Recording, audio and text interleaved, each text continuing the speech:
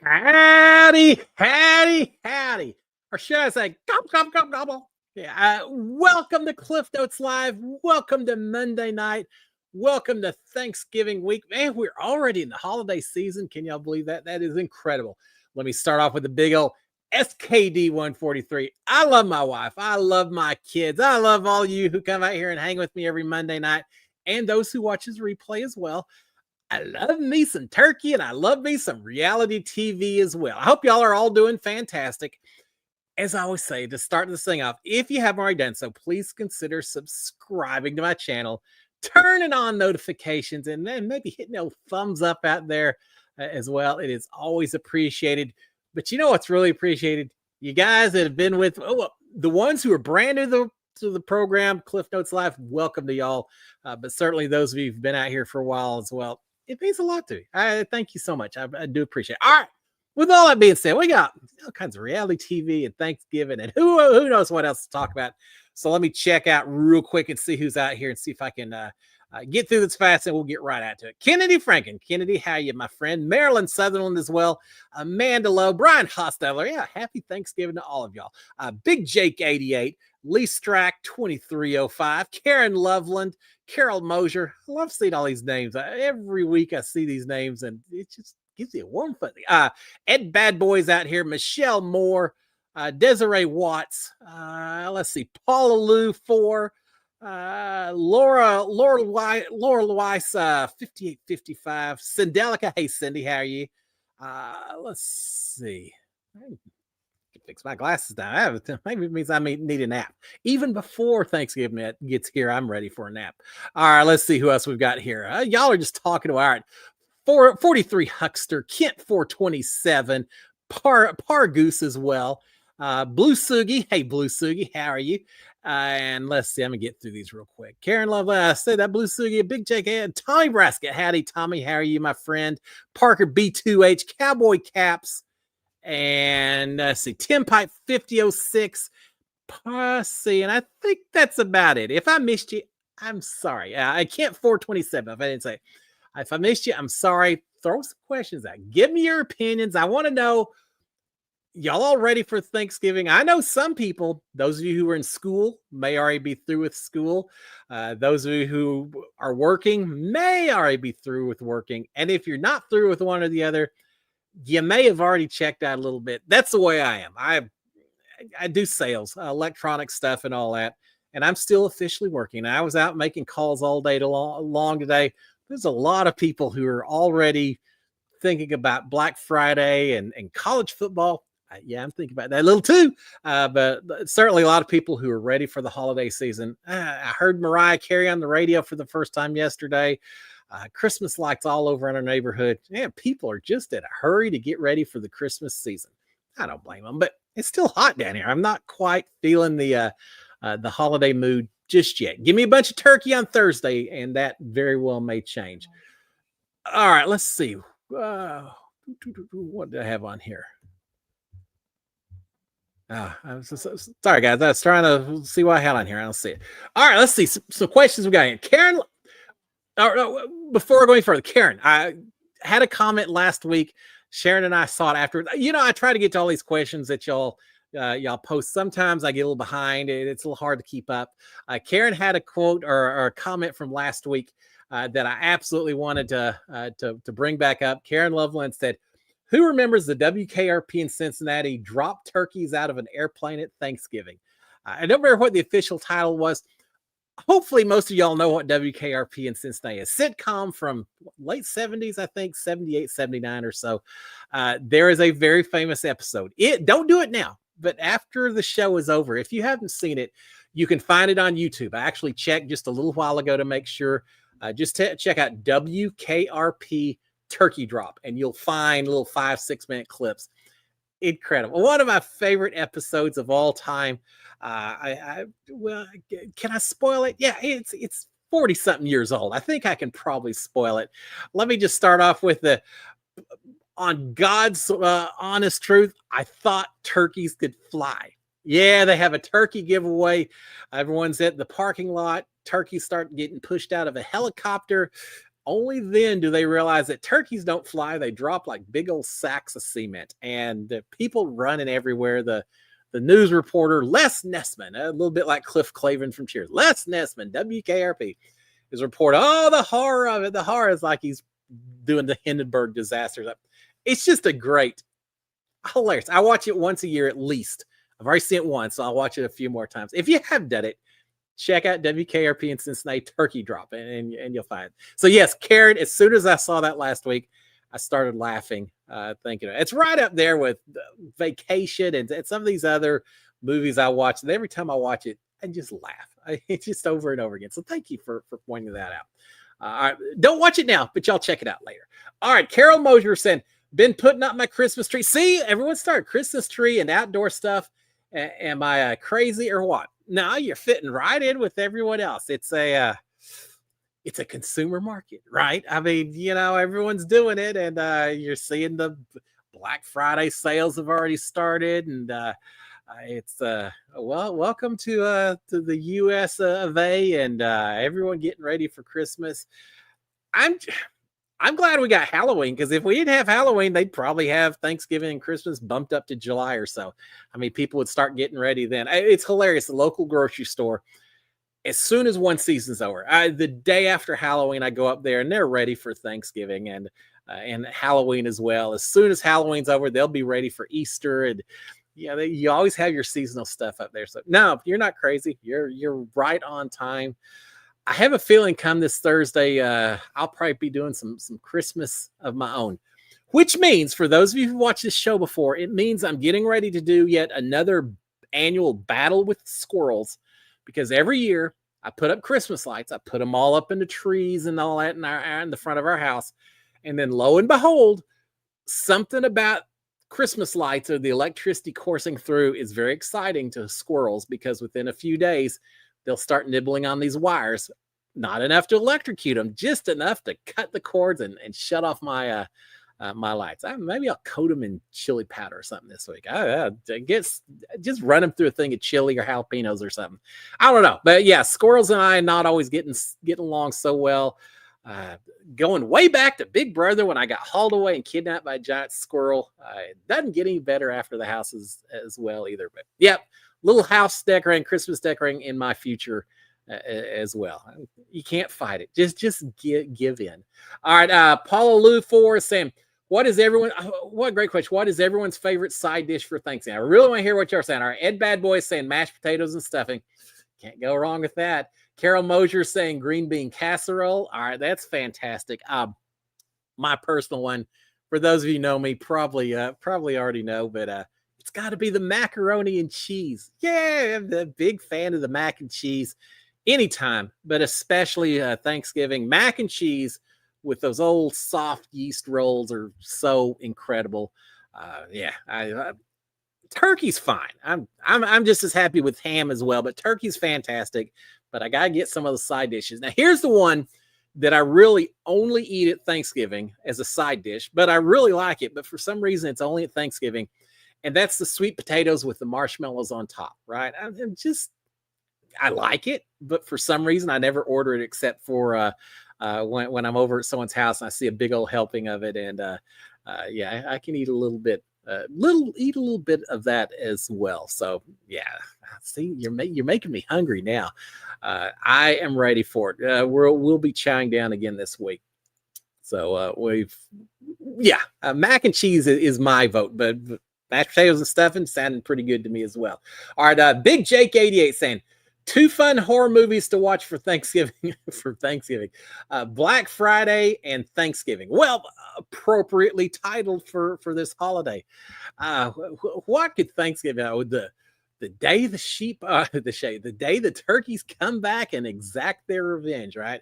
I can see a bunch of turkeys walking along with their little old tom-toms are hanging down, and oh god, remember the birds with Alfred Hitchcock? Oh, you can have one with the turkeys as well.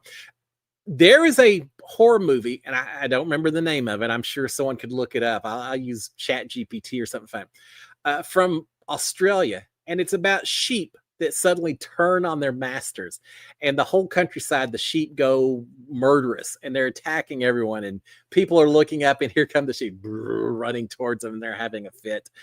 Turkeys are mean. I mean, there's turkeys can. I would not want to go hand to hand with a turkey if I could avoid it. They're so big nowadays. I've always heard the old days, but back when we country first started, all that, you had the wild turkeys, and they were natural. Now they've been bred to create so much breast meat and all of that. They're a little bit of Frankenstein and all that.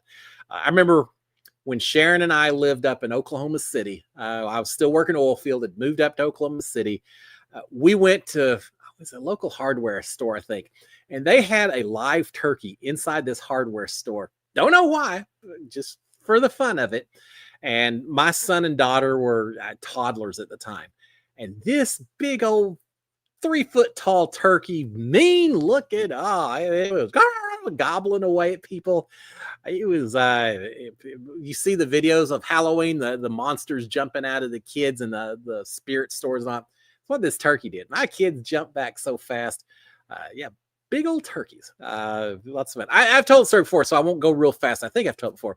My brother Robert actually worked for Cargill. He worked at a turkey plant when he first got out of school. And he was so excited because one of the perks of working in this turkey plant was that they said, you can pick your own turkey out. Pick out the turkey. 30 minutes later, it'll be packaged and ready for you to take home. Be the freshest turkey that you've ever had, Robert. He was so excited. He told my mom, said, don't worry about the turkey, Mom. I've got it. I'm providing the turkey. Oh, that's great, Robert. No problem. Well, he looked out. They said, anyone you want. So he looked out. He found the biggest turkey he could find, some big old male tom turkey. Found this thing, probably a 40-pound turkey or something. Found this thing, and they immediately did whatever you do in this plant to process a turkey. He walked out the door with it, came home so excited. My mom quickly realized it was so big it wouldn't fit in the oven. Yeah, so they had to break it apart. That particular Thanksgiving, we had turkey slices. We didn't have the big feast in the middle of the table. Still tastes very fresh, I will say that. But some turkey's a little too big to be cooking in your oven. Could have done it in the campfire in the backyard or something. That would have been interesting as well. But I always remember that big old turkey he brought home. All right, let's see what else we've got on here. Blue Sugi is saying cranberry sauce. The can that you turn upside down is just the little the Tower of Pisa cranberry sauce. Ain't that funny? I'm hot and cold in cranberry sauce. I'm okay with it. Actually sounds pretty good right now, though. All right, let's see. Cowboy Caps is saying mashed potatoes, cream gravy or brown gravy. That's a dividing line in this family here. Pergoose is saying cornbread dressing. Well, that sounds all right. And sweet potato casserole. All right, you got me on that one. And Maryland Southern is saying stuffing and gravy. All right, and then Big Jake is saying corn casserole. All right, those all sound pretty good. Now we do a few things different down here. One thing. You do a lot of tamales down here. Lots of times the tamales are done as a pre-Thanksgiving meal. We'll have them like on Wednesday night. And the best tamales are where you just buy them from someone in the parking lot selling tamales off the side of the road or something. But we'll do that as well. What else I was going to say? I lost my train of thought. But all right, because I'm thinking all about the food. Gravy. I'm partial to cream gravy. Some people like the brown gravy. I'm kind of okay with all of it. It's so good. All right, let's see. Tim Pipe is saying, did you enjoy last week's Amazing Race? Karen Hummer saying Sad Tucker and his brother came in last on Amazing Race. Blue Sugi saying Eric and Tucker went home. All right, so let's talk about Amazing Race. Yeah, I enjoyed Amazing Race. I really, I like the episode. I like some of the challenges they had. Y'all remember the challenges? One was to carry around a giant accordion, a piano kind of thing, and dance around and get money raised, 10 euros. I'm okay with that one, but I'm not a big fan of any competition, any one of the challenges where you have to beg for money for the people that are walking around. It was okay, but what I really liked on that particular episode, the other challenge on the U-turn, was them having to try the 10 different olives and figure out which ones were which. And it looked pretty easy until they started showing there were like 3 different olives that were all black. They look like giant prunes or raisins. Trying to distinguish between those a little bit tougher, but yeah, watching that, because I'm a big fan of olives. I was never a have-not during my season of Big Brother. I would have done it, but we only had it for 2 weeks. I never even had a chance to. But I'm pretty sure I seem to recall that we could eat olives, even while you're a have-not. I would have survived on a whole lot of olives and just a little bit of slop, I do believe, because I'm a big olive fan. But yeah, that was a hard challenge. And I think Jag and Jas did incredibly well. Like they got on the very first try. Chelsea and her father, I think they got it super fast. It allowed them to get further ahead and potentially avoid elimination. And then you had others not doing so well. I will say this: it was an interesting episode because for those of you who haven't seen it, and just as a refresher for the other ones, they started this thing out having to vote 2 teams to be U-turned, which is, they've done this for the past few seasons. There's no hiding it. There's no, you're ahead and you just post that someone's face up on the board and you don't have to necessarily stare them in the face unless they survive. Otherwise they're out the door. Now, none of that stuff. They're in Greece. They're having to vote and right there tell someone, hey, I put you up. And that's, sorry guys, but that's the way it is. Very kind of, I don't know, for a bunch of Big Brother players, I thought that was a fun way to do it, but it certainly made it tough for the teams that were in the lead. Tucker and his brother, Jag and Jas, and who else was the other one? And Kylan and Taylor, right? I think those are the 3 that had to do the U-turn. So they had to do both the accordion or piano or whatever it was, and the olive identification. But there was a big controversy. They all kind of called out Izzy and Paige, all upset because Taylor voted them as one of the teams and all of that. And then Taylor gave a fairly long speech about, that she thought it was interesting about the guys working together and all of that. I've got very mixed feelings about it. I don't really have an issue with Taylor. Now, first of all, why was it gauged? Why did you think it was gauged for the men? I'm not saying it wasn't. I'm just saying I wonder why she thought that was. Is it was because there's so much running involved? I guess there's a few competitions that involve some strength and things like that. But I remember in Big Brother sitting there thinking the same thing. Gosh, there's so many physical challenges. Why don't we get more mental challenges to kind of balance this out? And so I think that maybe is what she was pointing out a little bit. I do think it's funny that Taylor complained about that. And in that same episode, they had one competition involved identifying olives, and the other one had to do with memorizing the Greek letters of the alphabet. 2 very not biased towards male, female, anything. But I didn't really have a problem with the fact they picked Izzy and Paige. I thought it seemed pretty obvious that was just kind of a throwaway vote, a hinky vote, so to speak. Do y'all know that Evil Dick is the one who came up with the term hinky vote? I didn't realize that until I saw that this week he was talking about it. But anyway, I didn't have a huge issue with her voting Izzy and Paige. I have a bigger issue with the fact that she gave their other fast pass to Jag and Jas at the very beginning of the season, and that helped them survive. But you know what? It's a game. At the end of the day, move on. It wasn't the end of the world, but I've seen a lot of people talking about it in chat rooms and things like that. But yeah, I thought it was a fun episode. Poor Tucker could not memorize the Greek letters of the alphabet. I just kept thinking he was going to get it, and it cost him in the end. So well played, those who voted for them to go into the U-turn. They took out a very strong team.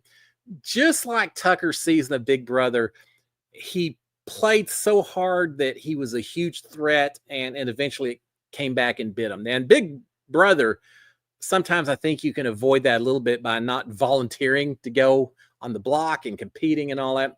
Amazing Race, it is what it is. I don't know how you can not win when you have the opportunity to win. So they were just too good, and they kind of paid the price for it. But I really enjoyed that episode. Kind of made me want to go to Greece as well. Not necessarily rolling a ball up a hill, but other than that, I enjoyed that episode. It would be a fun place to go visit. All right, Parker is saying, do you think the knowledge is power will be used on Wednesday? It would not surprise me. Sophie's got it, right? I'm pretty sure it's Sophie. I was trying to remember that earlier. Sophie's got the knowledge of power. Oh, yeah, and this is Survivor 49. Thank you, Sharon, for reminding me of that. Yes, Survivor 49. Sophie has the knowledge of power. I gotta say, I come out of each Survivor episode a little confused and feeling like it's an hour and a half long. And if I had 2 hours, maybe I could understand better what's going on. I just feel like there's a lot of conversations that we don't always see in terms of strategizing and things like that. I don't understand how Rizzo still has immunity idol 2 weeks in a row. He has had it. Everyone's known he's got it. He's kind of on the outs, it would have seemed like. And yet he holds on to it. Not only that, but he doesn't play the immunity idol. I don't know. Again, I don't know unless there's more conversations that we haven't seen. How does Rizzo have that much comfort that he is safe, that he's not in trouble, that he doesn't play that immunity idol? I'm thinking if I'm out there, I don't care if every single person out there says you're good, Cliff. I'm still going to be worried that they're all just lying to my face and blindsiding me as soon as I get to tribal council. Obviously, he either reads the room better than I ever could, or he just is, he doesn't mind taking the risk. Yeah, you always see the people who go out the door with the idol in their pocket. He's run the risk 2 times in a row. And it's especially tough because he's aligned with Savannah, and she has just turned into this comp beast playing these games. Last week, remember they split it up into men and women. They had a winner for each, and they had to put their feet up against the heavy weight and hold it in place. Savannah looked like could have easily taken a nap. She was saying, "Oh, I'm not dropping anytime soon. I'm good. I'm good." At the time, I thought, you're just being cocky. If anyone ever tells me that in one of these competitions, I'm going to assume that they are getting worried at that point that they aren't going to last, or else why be so mouthy? So I would, as soon as she starts saying that, I would have thought, okay, you're just giving me more ammunition to hold on a little bit longer. But as it turns out, I think she was being honest. She didn't seem to have any problems. And she kind of called Jeff out. He said, when have you ever had to test yourself with this kind of endurance? Like 2 days ago, Jeff.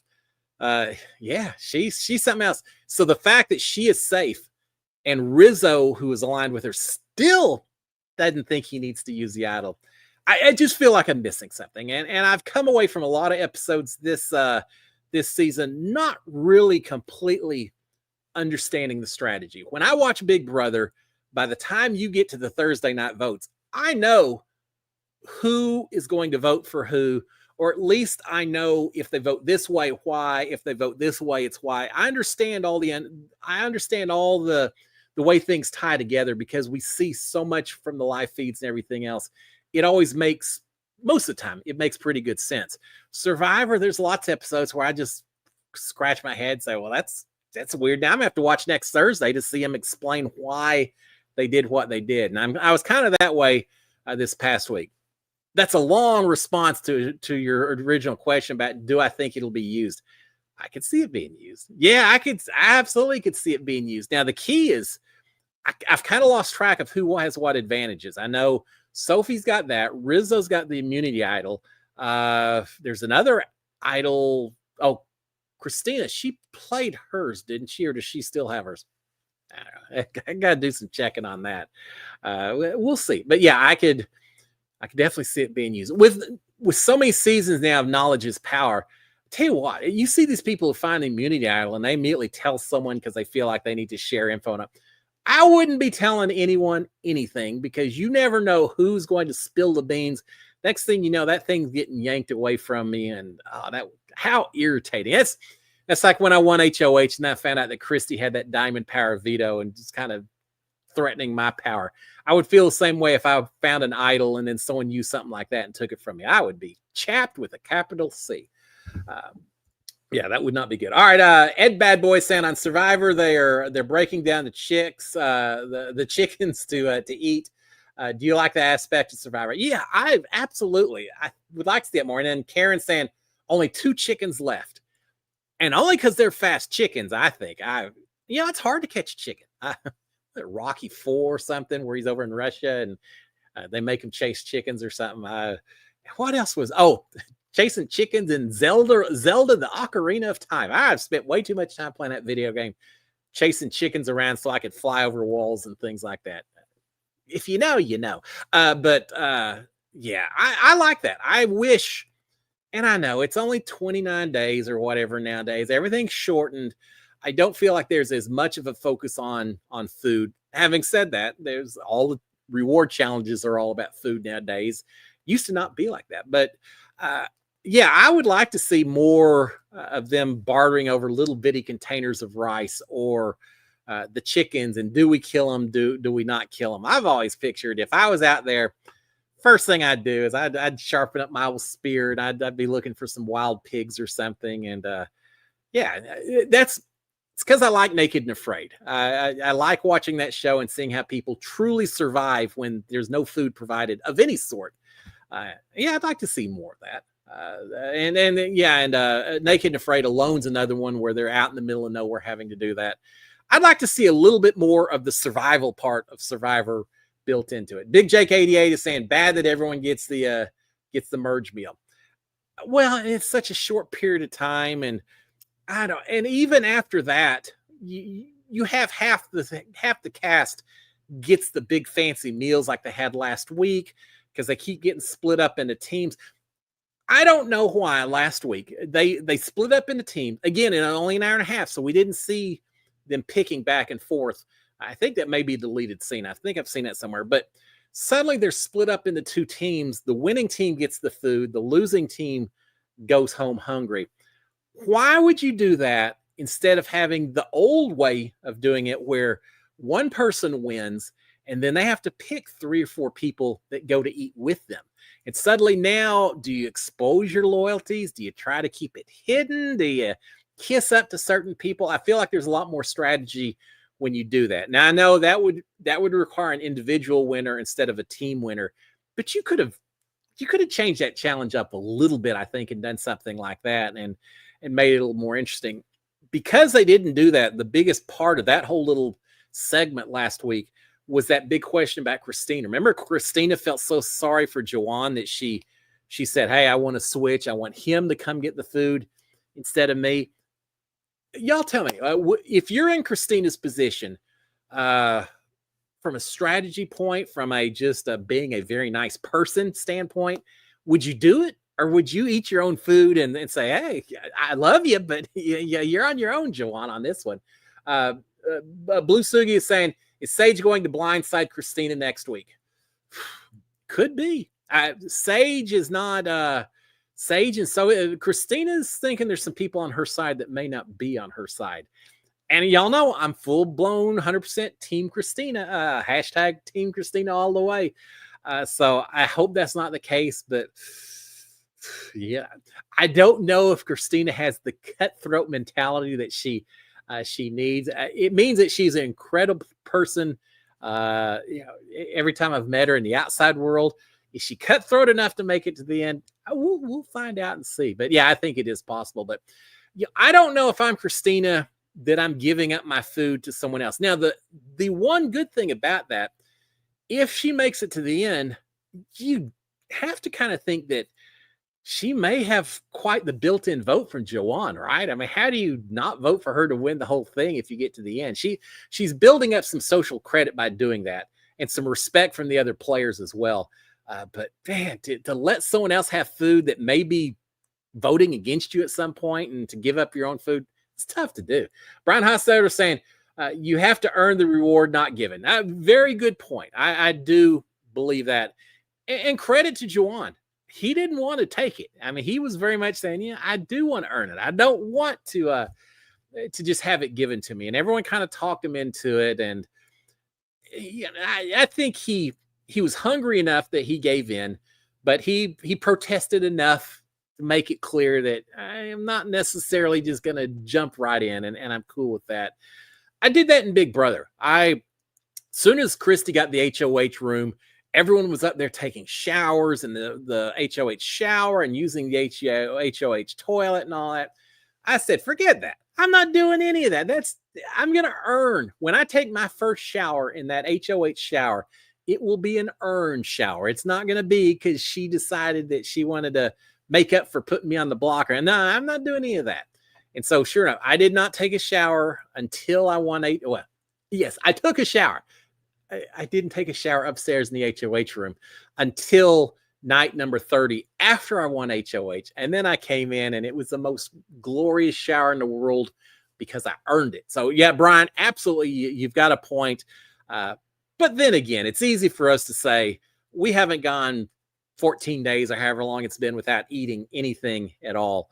I have a feeling, how is it that they've got these chickens running around? They're expected to kill the chickens, pluck the chickens, cook them themselves and all of that. And then after doing all that, their reward challenge is, hey, we got fried chicken for you. I'd be back counting those chickens. There may not be 2 left anymore. I would think you would have wanted something a little different, considering we already maybe were eating some chickens, Uncle Jeff.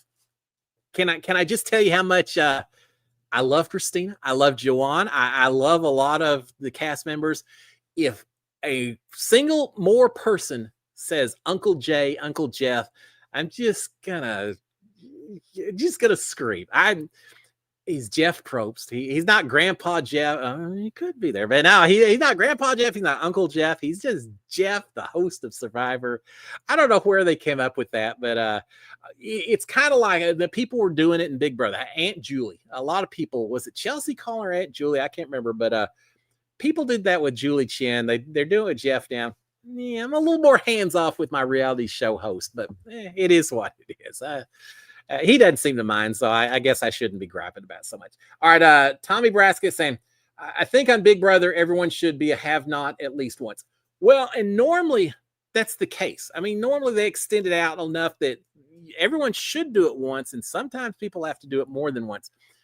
Ours was a weird season, and I don't know. I still don't know why, but the first HOHs were done the week that I won HOH, and I had to pick 4 people to be have-nots. Well, obviously, I was HOH, so it couldn't be me. The following week, have-nots were based on the 3 or 4 people who fell off the poisoned ivy vines the fastest in the HOH competition. Well, I didn't compete in that comp because I was outgoing HOH, so I wasn't qualified for that either. After that week, the next week, there were 4 of us who had not been have-nots, and it was Nick and Holly, myself, and Sis. And 3 of the 4 of us said, all right, it's our turn. We're going to volunteer this week to be have-nots. Can you guess who did not want to volunteer to be a have-not? Yeah, that Sis did not want to be a have-not. She said, I'm not volunteering. If they pick me, or if I get competition-wise, then I'll do it. But I'm not volunteering for that. So it was going to be Holly and Nick and myself. And I didn't mind. Cold showers, I would have minded. But no, I wouldn't have minded. And I figured it was going to be another chance to work some strategy, have some quiet talks with Holly and Nick. And so I was fine with that. But then we only had 2 weeks of have-nots. And there was talk about Jackson Mickey maybe eating when he was a have-not eating in the shower. I didn't see it, but I certainly have heard the conversations. And I don't know what else came into play, why they backed off. I don't think we've ever had a season of Big Brother where you only had 2 weeks of have-nots, except for our season. So something was happening behind the scenes. And who knows? It may be a long time if we ever find out. I don't know yet, but I would really, really like to know. It was a weird season in that way. All right, Blue Sugi is saying, did you see my Macy's parade stories? I feel like I remember you doing it. Let's see. Was in the parade 2002, 2006, ate turkey legs on the way home at the New York hotel. If you volunteer, you get a huge buffet at the end. All right, I did not know that. I feel like I watched your video. I remember you sending the link to it last year. I feel like Sharon and I sat here and watched it, but I didn't know that you got to eat a big buffet at the end. Well, there you go. I can hold a balloon for, I was going to say a few hours. Correct me. I think y'all have to get up pretty early in the morning. It's a big commitment, right, to do that. But hey, you're talking turkey legs, so that sounds pretty good. It's funny, we do Thanksgiving and try to get the family together and all that. But for a long period of time, our Thanksgiving, because it used to be Texas and Texas A&M played football on Thanksgiving Day. It was always Thanksgiving Day. Typically it was in the afternoon. And so for many years, our Thanksgiving consisted of being in College Station or Austin. We went to a few games there also, but being College Station, getting up early in the morning, going to Luby's, where there'd be 1,000 other Aggies all eating their Thanksgiving dinner there. Eating a Thanksgiving dinner at Luby's. Sometimes we had tailgates and someone would fry up a turkey or something like that. But having Thanksgiving and working around the football game. So we would all be stuffed with food. Be more like Thanksgiving breakfast than Thanksgiving lunch, because we do that and then we'd go to the game, and it was so much fun. So great. So my whole family would come down for it. And then after I was out of school, some of my brothers were Aggies, so we'd go while they were there. And Sharon's family did some of the same. So yeah, it was different back then. I don't remember how I got in that topic, but anyway, yeah, everyone has different Thanksgiving traditions. So yeah, have fun wherever you are, whatever you're doing. I'm kind of excited for some football this week, but the A&M Aggies don't play until Friday, so schedule's free on Thursdays. Means I get extra helpings of everything. And we didn't even talk about. We talked about sides. We didn't talk about desserts. I'm up for dessert. Cindy's saying, "Would you try turkey stuffing and cranberry sauce ice cream?" All right, Cindy, you're throwing some suggestions my way. Once upon a time, we've got one of those Ninja Creamies, and once upon a time I did some macaroni and cheese ice cream and some pickle ice cream. Was going to do a YouTube segment on it, and then Hurricane, which one hit? Ike Henry. I can't remember which one was the one last year.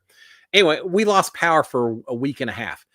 Let me just say, pickle ice cream, well, and macaroni and cheese ice cream, neither one does well once the power goes out. Yeah, Sharon said, if you eat that, I'm leaving. You're not eating that in front of me, and I chose not to. But yeah, sauce, cranberry sauce and dressing or stuffing. I may have to think about that, Cindy. We'll see. Sharon may leave if I do that as well, but I may have to figure that out. So that's pretty good. I'm not sure if I can. Maybe that could be considered a dessert, but down here it's all about the pecan pies, the chocolate pies, pecan pies. Sharon fixes a banana split cake that's always incredibly good. Yeah, I always got to save room for dessert, which is not always easy to do. All right, Parker is saying, just like millennials versus Gen X, the dreaded reward steal advantage. Everyone's always trying to take something, aren't you? Karen Love is saying, Christina has an idol. All right, thank you. I remember I thought, it was MC, and she went home, and then so the idol came back into play, right? I think that's the way it is. Yeah, so I don't know. Could they blindside Christina, or could it just be a matter of taking her idol? One or the other. I hope it's the latter and not the former. I kind of thought that she had one, but then I forgot about it. Yeah, she found it in the crook of the tree or whatever. Someone was talking about, I don't remember if it was Rizzo or Steven or someone on Survivor, talking about finding this idol. And for us, you watch it and it seems like it's not that hard, because we always see when they find it, right? I can only imagine being on that little part of the island and how much time you potentially have to put in looking to find those idols. And I also think it's funny. There's got to be some crooks and trees and things like that. They've probably been used over the past 20 seasons. They've hidden an idol in there a dozen different times, right? There's probably some PA somewhere over there, and you're the idol guy. Hey, wake up. Someone went home with the idol in pocket. You gotta go hide it again. So they're out there. God, where am I hiding again? I've done this so many times and finding a new spot and all that. Yeah. It would be fun to work as a production assistant on Survivor and just see some of the back scenes of what we don't get to see, and see what's involved with it. I'm sure it's a lot of folks. I've seen pictures of how many folks are standing around while you got the survivors. It looks like they're on this little lonely beach and they're just castaways on, and about 100 people surrounding them just off camera. So it's very interesting. All right, let's see. Ma is here. Ma has entered the room. Ma says at an improv event. That's pretty cool. I'm a big fan of improv. I love the people, and Robin Williams was the best, but people who can just off the cuff do it. There's some folks on Instagram that do that stuff. That it's incredible how quickly some of these folks can pivot on some of the jokes and things like that. So, all right, Ma, I'm glad you're here. Happy Thanksgiving to you, my friend. All right, let's see, real quick, a couple of things we're going to talk about. One, I know Angie hung in out here. I'll respond to you, Angie, as well. But I had so much fun. Angie was on a reality trivia show up in Canada. She sent me the link to it. Not easy, even with a VPN. It took me a while to get everything set up the way I needed to, but I eventually was able to see Angie representing all of us here, called the Battle of the Generations. And she competed against a boomer and a Gen Z, and I can't, what are the other millennials? Which one was Angie? Angie, you're a millennial, right? I can't remember now. I'm just barely a boomer. That's all I can remember. Anyway, but she did very well, answering a whole lot of trivia questions. So Angie, thank you for letting me watch that. It was a lot of fun. All right, I've got another one I want to talk to y'all about. I know a lot of you haven't necessarily seen it. Zesty Z Animal is saying, thankful to have listened to your show all these years. Happy Thanksgiving. Well, thank you. I appreciate you putting up with me all of these years. I have fun doing it, but y'all are brave souls to sit here every Monday night, but it is fun. Typical Monday, working hard all day long as I'm driving home, pouring down rain, just, rainy days and Mondays and all of that. But I had this show to kind of keep me excited to get to the end of the day, driving all the way home. What am I going to talk about tonight? Who's going to be out there? What kind of big questions are we going to have? So thank you. I appreciate you give me so much support over the years as well. All right, I wanted to talk about Big Brother Australia because that is very interesting. I told y'all last week it's a little different because the House votes basically for who's up for eviction, but then the Australian public actually votes to see who goes home, right? They had one person go home. The first person of the season went home last week. This week, they had 3 people nominated. Apparently they nominate 3 people every week. So they had 3 people nominated. Well, Australia voted to send one person out the door, is they did the week before. So one person went home, but then they said, oh, this isn't a regular eviction. This is a double eviction, which only the second week is kind of wild. We do it so much later in our season, but not just a regular old double eviction. This double eviction, the first person goes home. So there's 2 people left of the nominees, right? They had 20 random people. They said, all right, y'all get on Instagram or phone or something, and we're going to pick 20 people randomly that can decide who goes home next. Of those 20 people, they gave them a special phone number, and they said, okay, when we say go, y'all all try to dial this number. Whoever gets through, it's like on the radio saying, caller number 9 wins the concert tickets. Well, this one was the first caller that gets through gets to decide which of the 2 house guests that are left goes home. That's it. And Blue Sugi saying they picked a random viewer to eliminate to make the decision. And that's what happened. So the house guests are all sitting around the house. They're told that, okay, so a random person is going to pick the next person to go home. The phone rings. One of the guys goes over, answers it. The phone immediately disconnects. They had some technical issues. So it took a little while, and this is a live show. But eventually they got her back on the line, and she said, yeah, I think it's time for blank to go home. Most of y'all don't care about spoilers, but most of you don't really care who went home either. So I'll just leave it as a spoiler. But a random viewer of all people decided not who was up for nomination, decided who went home.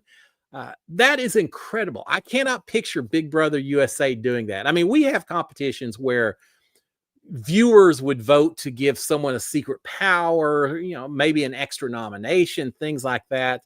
But in this case, a random viewer actually decided whose game was over and who was going home. If I'm inside the Big Brother house and someone does that and sends me out the door, I am going to be peeved, and not happy at all. But on the other hand, I feel like I think I was okay with most of the people watching, to the point that I would like to think that in most weeks, maybe I wouldn't have been the person that was picked to go home. But having said that, when it's just a random person, you never know. I was dumbfounded when they did it like that. It's just a different show. The other thing about this is they had a rainstorm. I don't know. I guess I didn't understand when Julie does our Big Brother. She's sitting in the studio, and there's a roof over her heads and all that.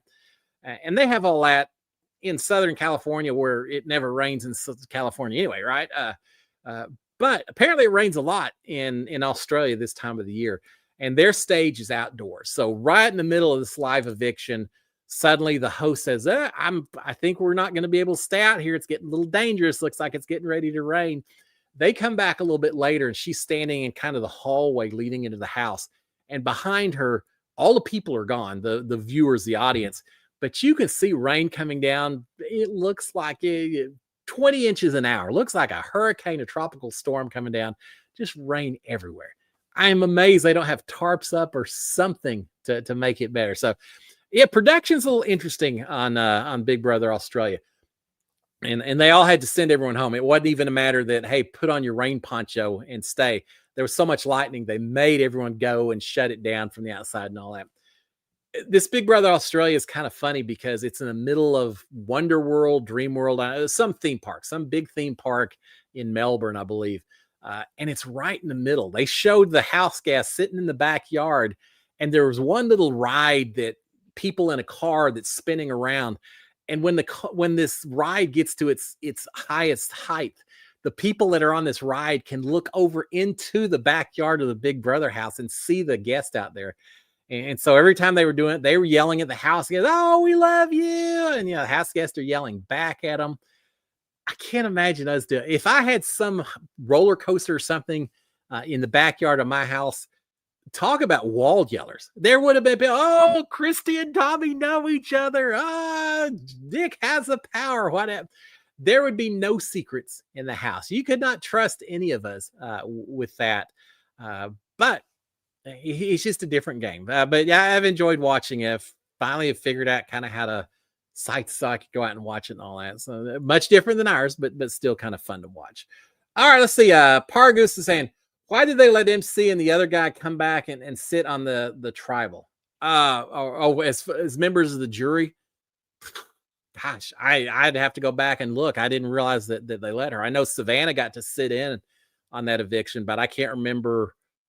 Was it this week you're talking about? If so, then they're members of the jury, and so they slowly bring them all.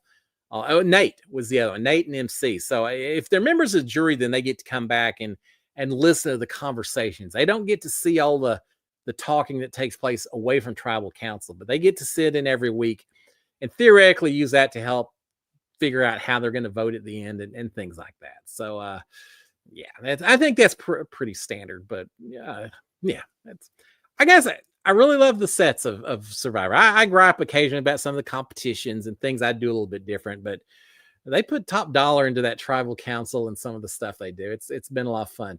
All right, let's see what else we've got. I didn't talk about 99 to Win. Tommy's on that show. Don't want to give him away any spoilers, but still Team Tommy. I'll leave it at that. Sis is going to be on a show. Have y'all seen Extracted? It was on first season last year. 2 people inside a little warehouse, little stage area, while their loved one is out competing out in the open. They're having to survive. They have to get food on their own, things like that. Well, the 2 people inside can kind of influence what's going on the outside, work deals, and sometimes win food or comforts for their loved one outside. Sis is going to be on the show. Sis. I was hoping Sis would be the one stuck out in the woods, just because the person who wouldn't even volunteer to be a have-not. I wanted to see how she'd do if suddenly she's having to skin a deer to eat or survive or whatever. No, she's not. She's going to be on the inside, but it's still going to be a lot of fun to watch Sis. I don't know who her loved one. I think maybe her sister or some of her best friends. She's part of a three woman team, so that's gonna be fun to watch. I'm excited for her. We'll see how they do. And then finally, I got to talk about Landman. We're 2 episodes into the 2nd season, and a little exaggerated here and there. The plot's a little, it's a soap opera kind of plot, right? There's some of that going on. But I will say, watching that, they got some things right. The verbiage and the attitudes of a lot of these people. They showed quite a few scenes of people actually working on rig floors and all that. If you get a chance to watch it, the scene showing people working the rigs, 100% accurate. I mean, absolutely. The whole time watching, I was like, that's what I used to do, Sharon. That was my job. And, every bit as dirty and grimy as they were, they did a fantastic job with the realism of the oil field. Having said that, at one point, there's a blowout, which just means the oil comes flowing. Oh, we're rich. We're rich. Black oil flowing everywhere. You don't ever do that. If you have a blowout, that means that you've got a really bad driller on your rig floor. You can't. OSHA and everyone, the EPA, no one wants a blowout. You just don't do it anymore. So that was exaggerated a little bit. And the other thing too, no one just goes out and says, no one's used this land. I'm going to go out here and I'll find the oil that no one else found. Those days are past. It's a lot more technical and very fine tuning of geophysical surveys and radar and all kinds of stuff to find some of these pockets here or there. And that's where fracking comes in. There's a lot involved finding oil. They made it look way too easy. And the other thing too, there's one person on there who hits oil and, we're going to be rich. We're making 500 barrels a day, which is a lot of money when $70 a barrel. But there are oil fields where one day you're making 500 barrels a day. The next day you're making 200. The next day you're making 50. And by day number 4, you got 99% water, and that's it, because it's a tiny little pocket. And it's like a tiny little balloon. The air runs out real quick. If it's a big balloon, it flows forever. Tiny little balloons don't last that long. So yeah, there's a lot that I quibble about, but accuracy wise, pretty good. All right, Chris, Dr. Bose, Chris Boza is saying, thank you for the support. Thank you so much. I appreciate it. Dr. Bose says, Cliff, we're watching Physical Asia. Missed you. Yeah. There's all kinds of reasons that they probably don't want me on that show. I know the show you're talking about. I have not seen the new season. I think I saw, if it's the same one, I'm pretty sure it is. I think I saw the original season. Badass people. They take the most competitive alpha physical comp beast kind of people and put them in, what, 100 or 6? There's a lot of people on that show, and they are competing. It's like the challenge on steroids in a lot of ways. I'd seen it was back. I haven't had a chance to watch it yet, but all right, Dr. Bose, thank you.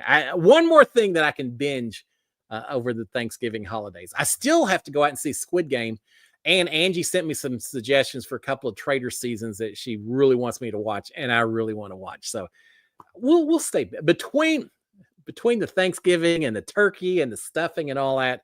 If I can stay awake, I got some shows to be watching. All right, no, so y'all tell me. Dr. Bose talked about Asia Physical, but what other shows do I need to be watching? Am I just missing out on that I need to get caught up on? One of them is I'm watching Landman. Makes me just realize I still haven't watched Yellowstone. I feel very guilty that I haven't done that. So maybe and I'll watch that. But y'all give me some ideas. Send me some DMs. I'm looking for new shows, whether it's reality TV or just good binge-worthy shows. I need a few more to watch to carry me through the holidays. So y'all let me know. So Karen saying oil companies are drilling all over West Virginia. They are, because for the same reason West Virginia's got a lot of coal, they also have a lot of methane gas. In the old days, you would try to get all the water out of those coal seams so you could produce the coal. Well, once you pull all the water out, the pressure goes down, the gas comes out of the water. And so nowadays, you actually try to produce all the gas out of those coal seams as well. But coal, methane gas, all organic compounds, all part of renewable resources and all of that. I call it renewable because it's organic materials. But anyway, yeah, West Virginia's got a lot going on, as does Western Pennsylvania. That whole little neck of the woods has it. We got oil all over this place, and we need every bit of it. And bring the nuclear, bring the wind, bring the solar. We need all of that, because even with all the oil we got, it's not enough to keep up. We need it all, unfortunately, to drive this economy. At my little political soapbox there at the end. All right, guys, with that, it is 7:59, 7:58. I'm going to go ahead and shut it down here. Y'all have a fantastic Thanksgiving. I hope y'all all have a blast. with the food, with the family, with the loved ones. Hopefully, most of y'all get a chance to reach out, give hugs to the people you're with. I know sometimes you can't quite get to where you need to go. I went through a few of those Thanksgivings as well, working out in the oil field. Hopefully, you at least get a chance to give someone a call and tell them you love them, kind of deal. It's all about being grateful for everything that we got, and all of us have a lot to be grateful for. So reflect on that and hey, do a little celebrating. Have a fantastic Thanksgiving, guys. Again, if you haven't already done so, please consider subscribing to my channel, turning on notifications, hitting the old thumbs up, and this time hit the old thumbs up. Cheering on my Aggies when they play on Friday night against the hated Texas Longhorns. Yeah, that's a rival. We'll talk about that some other episode, but please have a great Thanksgiving, and I'll finish it up with a big old SKD 143. Love my wife, love my kids, love all of you guys.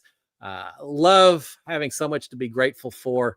Love me some turkeys, and I love getting to hang with y'all every Monday night. Guys, have a great one. I will see y'all next Monday. Until then, hey, anything's going on, shoot me DMs, let me know what's up, and we'll cover it next week. Y'all have a great one. Cheers, my friends. Gobble, gobble, gobble.